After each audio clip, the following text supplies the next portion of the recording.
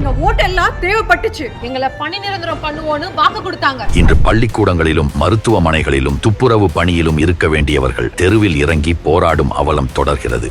இந்த நிலை மாறிட வாக்களியுங்கள் தாமரை சின்னத்திற்கு. பிகுருஸ் நேயர்களுக்கு வணக்கம். தேர்தல் ஜுரம் நெருங்கிவிட்டது. அடுத்த உங்கள் முதலமைச்சர் யார், உங்கள் தொகுதி வேட்பாளர் யார், இதையெல்லாம் நீங்கள் முடிவு செய்ய வேண்டும். அடுத்த 5 ஆண்டுகளுக்கு உங்களுக்கு சேவை செய்வதற்கு யாரை தேர்ந்தெடுக்கப் போகிறீர்கள்? இதை முந்தைய தேர்தல்களின் அடிப்படையிலும் எஸ்ஐஆருக்கு பிறகு ஒவ்வொரு தொகுதியிலும் எவ்வளவு வாக்காளர்கள் இருக்கிறார்கள் என்பதையெல்லாம் பார்த்து அந்தந்த தொகுதியில் ஓரளவுக்கு நமது சேனலும் மற்ற சேனல்களும் எடுத்த ஃபீல்டு சர்வே இவற்றின் அடிப்படையில் கணிக்கிறோம் நாம். இன்றைக்கு கிரேட்டர் சென்னைன்னு சொல்லலாம். அதாவது சென்னை, திருவள்ளூர், ஸ்ரீபெரும்புதூர், காஞ்சிபுரம், இந்த செங்கல்பட்டு இந்த பகுதியில் இருக்கிறது. இந்த 36 சீட்டில் போன தடவை அதிமுக 2 சீட்டு தான் ஜெயிச்சுது. இந்த முறை என்ன ஆகுதுன்னு பார்ப்போம். முதல் தொகுதி கும்மிடிப்பூண்டி. கும்மிடிப்பூண்டியை பொறுத்த வரைக்கும் 2011 தேமுதிக 29,000 வாக்குலையும் 2016 அதிமுக ஜெயிச்சாலும் 2021 திமுக 50,000 வாக்குல ஜெயிச்சிருக்கு. அதை தக்க வைக்கின்றார்கள். அதே போல பொன்னேரி காங்கிரஸ் 2021 9,000 வாக்குகளில் வெற்றி பெற்றுள்ளார்கள். இந்த முறையும் தக்க வைக்கலாம். அதுக்கு அடுத்த சீட்டு திருத்தணி. இந்த திருத்தணி சீட்டு 2011 தேமுதிக ஜெயிச்சிருக்கு. 2016 அதிமுக, 2021 திமுக கூட்டணி ஜெயிச்சாலும் இந்த முறை அதிமுக வெல்கிறது. அதாவது இப்போ 2021 தேர்தலில் 1லிருந்து 36 சீட்டில் 35வது சீட்டு மதுராந்தகம் தான் ஜெயிச்சது. இந்த முறை 3வது சீட்டு திருத்தணியே ஜெயிக்கிறான். திருவள்ளூர் கிட்டத்தட்ட போன 2 முறையாக தொடர்ந்து திமுக, இந்த முறையும் திமுகவிற்கே வாய்ப்பு இருக்கிறது. பூந்தமல்லியை பொறுத்தவரை அதிமுக 2011 தனியாக நின்னபோது 16லையும் ஜெயிச்சாங்க. ஆனால் 2016 மிகப்பெரிய அளவில் 94,000 வாக்கில் ஜெயிச்சிருக்காங்க. எனவே பூந்தமல்லியும் நாம் அவங்களுக்கு கொடுக்குறோம். அடுத்தது ஆவடியில் திமுக சார்பாக நிற்கிறது அமைச்சர் நாசர். பாஜக சார்பாக தமிழர் ஒரு இந்து நிற்கிறாரு. தவிக சார்பாக ஒரு கிறிஸ்தவர் நிற்கிறார். ஒரு தமிழரை தேர்ந்தெடுக்க வேண்டும். கொழுப்பு திருடன் என்று அன்போடு அழைக்கப்பட்ட நாசர் வேணுமா, அல்லது தன்னுடைய கட்சிக்காரரையே கல்லால் அடிச்சாரே அவர் வேணுமா, அல்லது உங்களுக்கு சேவை செய்ய RSSன் பின்புலம் கொண்ட பாஜக வேட்பாளர் வேண்டுமான்னு நீங்க தான் முடிவு செய்யணும். ஆனாலும் இன்றைய நிலையில் அட்வான்டேஜ் திமுக. கள நிலவரம் அதுதான் சொல்லுது.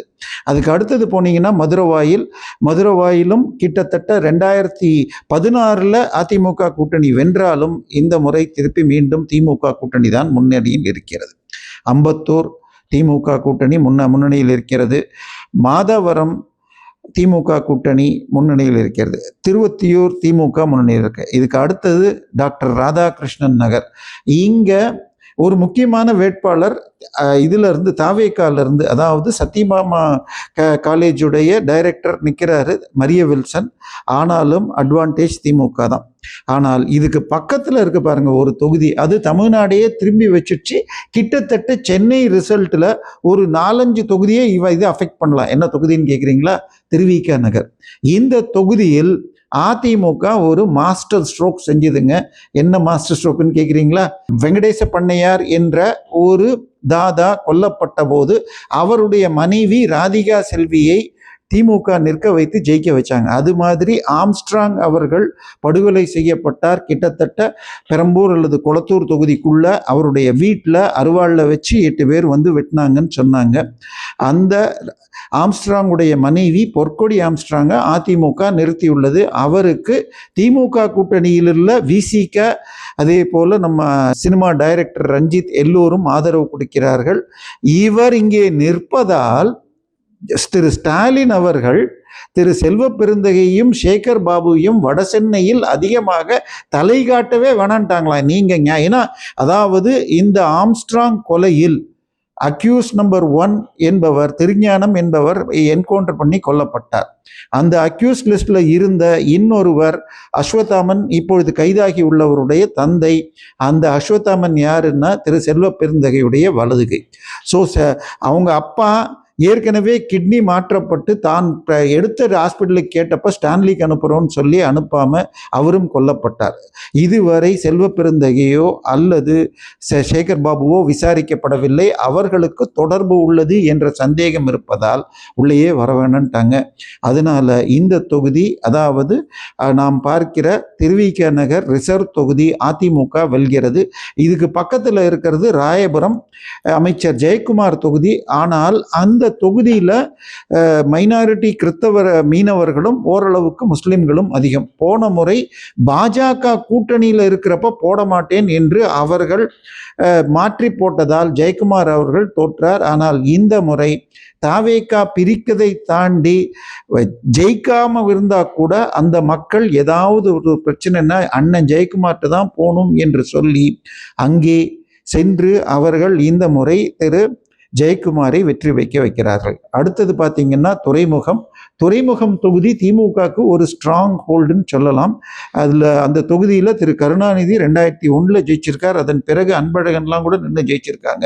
தற்போது சேகர் பாபு. ஆனால் இந்த தொகுதியை பொறுத்த வரைக்கும் ஒரு சின்ன டேட்டா நம்மளை சின்னதாக குழப்புது. அது என்னன்னு சொன்னால், அந்த தொகுதியில் 52,000 லீடு எடுத்து இது அதிமுக ப்ளஸ் பிஜேபி இவங்கள விட ஒரு 30,000க்கு மேலே லீடு எடுத்திருக்காங்க திமுகவோட கடந்த பாராளுமன்ற தேர்தலில். ஸோ துறைமுகம் என்னை பொறுத்த வரைக்கும் இழுபறியாகத்தான் இருக்கும். சேகர் பாபு அவ்வளவு எளிதாக ஜெயிக்க முடியாது. But advantage Sekar Babu. இதுக்கு அடுத்தது பார்த்தீங்கன்னா கொளத்தூர் திரு ஸ்டாலின் அவர்களுடைய தொகுதி. திரு மு.க. ஸ்டாலின் முதல் முறையாக 2011 நின்று 2714 வாக்குகளில் வெற்றி பெற்றார். பட் அதன் பிறகு தொடர்ச்சியாக லீடை அவர் அதிகம் பண்ணி போய் கடைசியாக அவர் 70,000 ஓட்டில் ஜெயிக்கிறார்.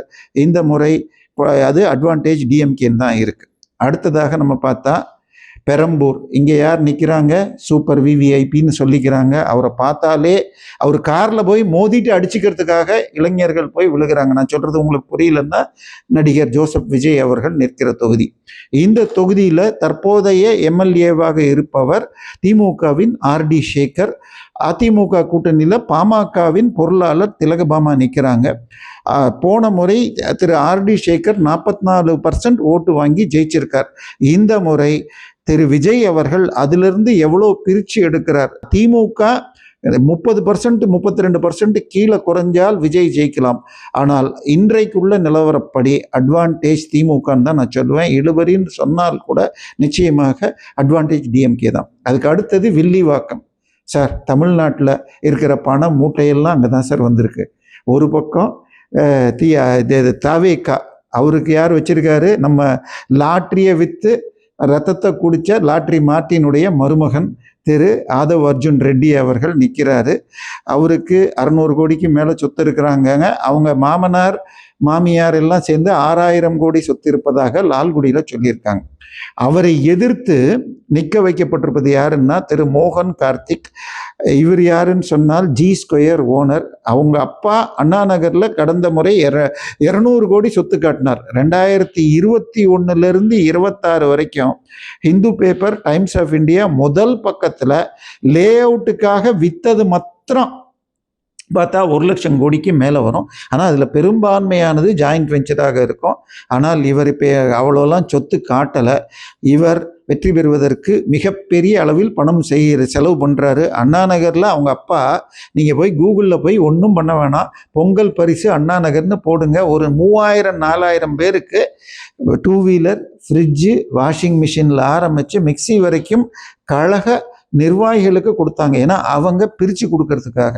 ஸோ இந்த தொகுதி வில்லிவாக்கம் இவருக்கு போகுது. அண்ணா நகர் தொகுதியை பொறுத்த வரைக்கும் அதுவும் ஒரு முக்கியமான தொகுதி. அந்த தொகுதியில் திரு கருணாநிதி அவர்கள் ஆல்மோஸ்ட் தோத்தார் என்று சொல்லப்படும் HV அண்டேயிடம். ஆனால் எம்ஜிஆர் அவரை வெற்றி பெற விட்டார் என்று சொல்வார்கள். இந்த இடத்துல 2011 அதிமுக அமைச்சர் கோகுல இந்திரா வெற்றி பெற்றார். ஆனால் அதற்கு பிறகு 2 முறையாக G2 மோகன் வெற்றி பெற்றார். தற்போது மீண்டும் கோகுல இந்திரா நிற்கிறார். நல்ல ஃபைட் கொடுக்கிறார். ஆனால் அதிமுகவில் திரு G2 மோகனுக்கு பதிலாக இந்த முறை திரு உதயநிதியுடைய வலதுகரமான சிற்றரசு சேப்பாக்கம் தொகுதியின் பொறுப்பாளரை போட்டிருக்காரு. களம் டைட்டாகத்தான் இருக்கிறது. Advantage DMK.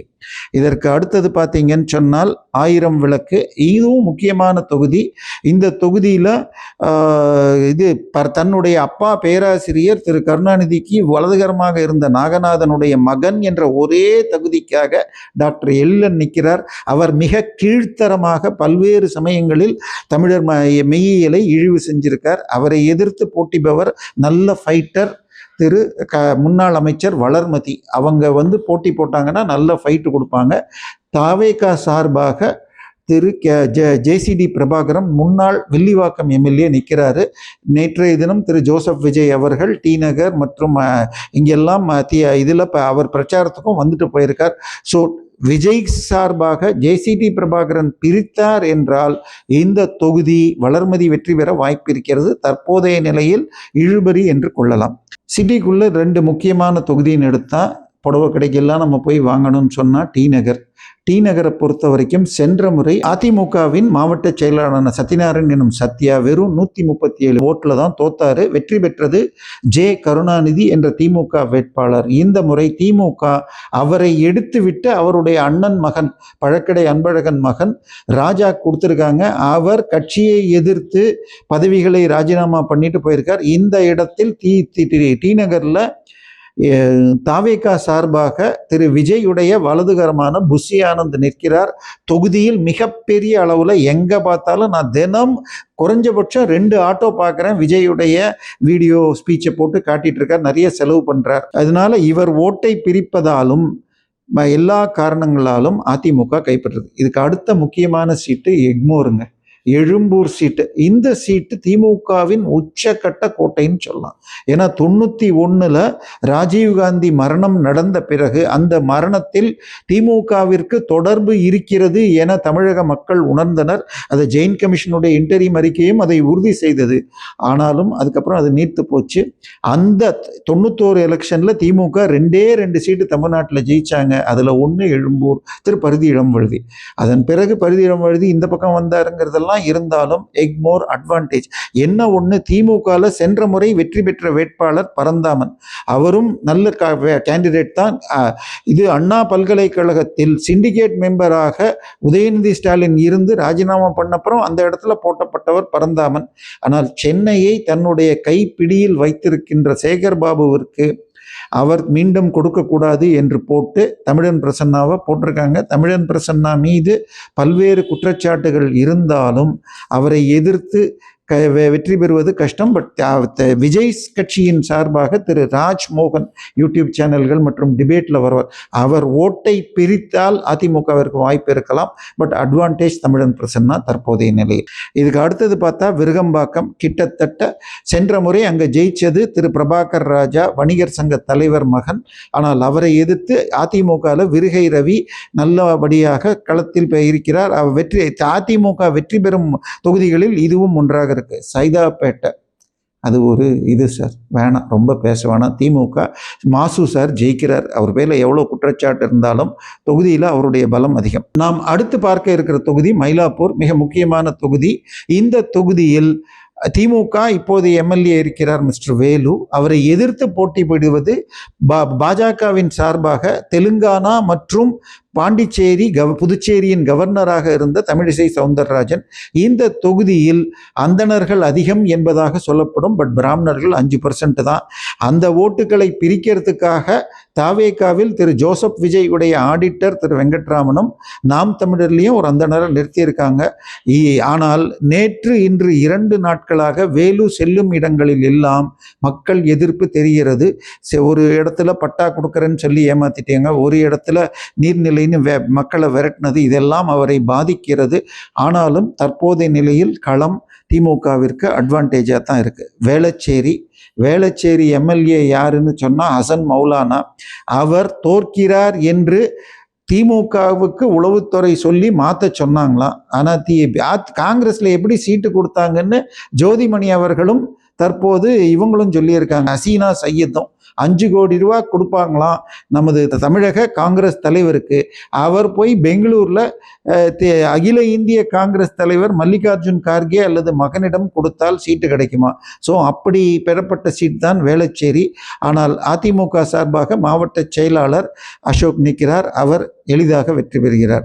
சோழிங்கநல்லூர் ரொம்ப பெரிய தொகுதிங்க, 6 லட்சம் ஓட்டர்கள், திமுக அட்வான்டேஜ். ஆலந்தூர் அதுவும் அன்பரசனுடைய தொகுதி, எளிதாக வெற்றி பெறுகிறார்கள். அடுத்தது ஸ்ரீபெரும்புதூர் தொகுதியை எடுத்துக்கிட்டால் காங்கிரஸ் சார்பாக செல்வ பெருந்தகை, அவரால் தொகுதிக்குள்ள பல இடங்களில் போக முடியல. அவர் இதற்கு மாற்றாக எழும்பூர் தொகுதியை இவர்கிட்ட கேட்டு வச்சிருந்தார். ஆனால் அந்த 18 போன முறை 25லேருந்து இந்த 28 இன்க்ரீஸ் பண்ணுறப்ப எந்த ஒரு மெட்ராஸ் சீட்டையும் மாற்றி கொடுக்க வேண்டாம் என்று சொன்னதனால் ஸ்ரீபெரும்பூரில் வந்துட்டார். இந்த முறை அட்வான்டேஜ் ஏடிஎம்கே வருது. அடுத்தது பல்லாவரம் சீட்டுங்க. இந்த பல்லாவரம் சீட்டு கொஞ்சம் குழப்பமான சீட்டு. ஏன்னா திமுக அங்கு தொடர்ந்து வெற்றி பெறும் வரும் தொகுதி. ஆனால் இந்த முறை தேமுதிகவுக்கு கொடுத்துருக்காங்க. ஸோ தேமுதிகவில் அங்கே நிற்பது அனகாபுத்தூர் முருகேசன், கேப்டனுடைய ஒரு நெருக்கமான அணுக்க தொண்டரானார். ஆனால் இந்த பக்கம் அதிமுக நிற்காமல் அங்கே இவங்களுக்கு ஐஜேகேக்கு கொடுத்துருக்காங்க. பட் ஐஜேகே ரெட்டையில தான் நிற்குது. இந்த தாவேக்காவுக்கு நல்ல ட்ராக்ஷன் இந்த தொகுதியில் இருந்தது. இந்த தொகுதியில் கன்வெர்டட் கிறிஸ்டியன்ஸ் அதிகம். தாவேக்கா எடுத்தால் அட்வான்டேஜ் அதிமுக, தற்போதைக்கு இழுபறின்னு சொல்லலாம். தாம்பரம் தொகுதியை எடுத்துக்கிட்டிங்கன்னு சொன்னால் திமுக சார்பாக 2 முறையாக திரு SR ராஜா அவர்கள் வெற்றி பெற்றார். ஆனால் இந்த முறை அவருக்கு சீட்டு கொடுக்கல அப்படின்னு சொன்ன உடனே அவர் போய் TR பாலு வீட்டில் ஒரு கலைபரம், அதுக்கப்புறம் அண்ணா அறிவாலயத்தையும் தொண்டர்கள் போராடினார்கள். இந்த பக்கம் அதிமுக சார்பாக சிட்லபாக்கம் ராஜேந்திரன் நிற்கிறார். அவருக்கு நல்ல கனெக்ட் இருப்பதால் தாம்பரம் அட்வான்டேஜ், ஏடிஎம்கே வின்னிங். செங்கல்பட்டு திமுக வெற்றி பெறுகிற சீட்டு. திருப்போரூர் சீட்டு சென்ற முறை விசிக ஜெயிச்சது. அதாவது 2016 திமுகவில் வெற்றி பெற்ற வேட்பாளர் மான் வேட்டை, தடை செய்யப்பட்ட மான் வேட்டையாடி திரு உதயநிதி ஸ்டாலினுக்கு மான்கள் அனுப்பினார் என்றும் அவருடைய வீட்டில் நாட்டு துப்பாக்கிகள் கைப்பற்றப்பட்டன. ஸோ கெட்ட பேர் இருக்கேன்னு சொல்லி அதை திருப்போரூரை இவங்களுக்கு கொடுத்தாங்க, விசிகாவிற்கு. அங்கே திரு பாலாஜி நிற்க வச்ச SS பாலாஜி நின்னார். அவர் ஜெயிச்ச பிறகு தொகுதியில் அவருக்கு மிகுந்த கெட்ட பெயர். இந்த முறை திமுக விசிகாவிற்கே கொடுத்தாலும் அவரை நிற்க வைக்காமல் அவருக்கு பதிலாக ஒரு தலித் கிறிஸ்தவரை நிற்க வச்சிருக்காங்க. இது அங்கே பாமக சார்பாக வழக்கறிஞர் பாலு நிற்கிறார். அவர் வெற்றி பெறுகிறார். செய்யூர் தொகுதி பனியூர் பாலு சென்ற முறை வெற்றி பெற்ற தொகுதி, இந்த முறை இழுபறியில் இருக்கு. மதுராந்தகம் கடந்த முறையே வெற்றி பெற்ற தொகுதி, மீண்டும் வெற்றி பெறுகிறார்கள். உத்தரமேரூர் அதிமுக வெற்றி பெறுகிறது. காஞ்சிபுரம் திமுக வெற்றி பெறுகிறது.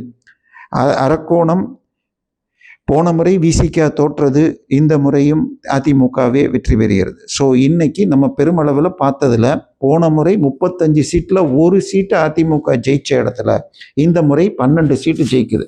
ஸோ போன முறை கூட்டணியாக 75 சீட்டு ஜெயிச்ச இடத்துல முதல் 35லேயே +11 அப்படிங்கிறப்ப அதிமுக கூட்டணி தொடர்ந்து வளர்ச்சியுறுகிறது. ஸோ சென்னை என்பது திமுகவின் கோட்டை என்றால் அதில் ஒரு சின்ன ஓட்டை வந்துள்ளது. பட் இதுலேயும் தாவேகா எடுக்கப்பட்ட சர்வேக்களில் 15லிருந்து 20% குறையாமல் 12 சீட்டில் எடுக்கிறாங்க. தாவேகா எடுக்கும் ஒரு 10 ஓட்டில் 2 ஓட்டுக்கள் நாம் தமிழர்லேருந்தும் 2 ஓட்டுக்கள் விசிகலேருந்து எடுக்கிறாங்க. மீதி உள்ள 1 ஓட்டு புது ஜென்சி ஓட்டாக இருக்கலாம். மீதி 2ல் 4ல் 3 திமுக 1 அதிமுக இருக்கலாம். பட் இது இந்த ரேஷியோ மாறுச்சுன்னு சொன்னால், அவர் திமுக ஓட்டு அதிகமாக எடுத்தால் அதிமுக இன்னும் கூட 3-4 சீட்டு எடுக்கலாம். குறைந்தபட்சம் 12 சீட்டு இந்த 36 சீட்டில் எடுக்கிறாங்க. ஸோ அதிமுக தனது வெற்றி பாதையை சென்னை கோட்டையிலிருந்தே தொடங்குகிறது என்று காண்கிறோம். தமிழக இளைஞர்களின் எதிர்காலம் போதையால் சூறையாடப்படுகிறது. போதையால் பெருகும் குற்றங்கள் இன்று தமிழகத்தையே தள்ளாட வைத்துள்ளது. இந்த நிலை மாறிட வாக்களியுங்கள் தாமரை சின்னத்திற்கு.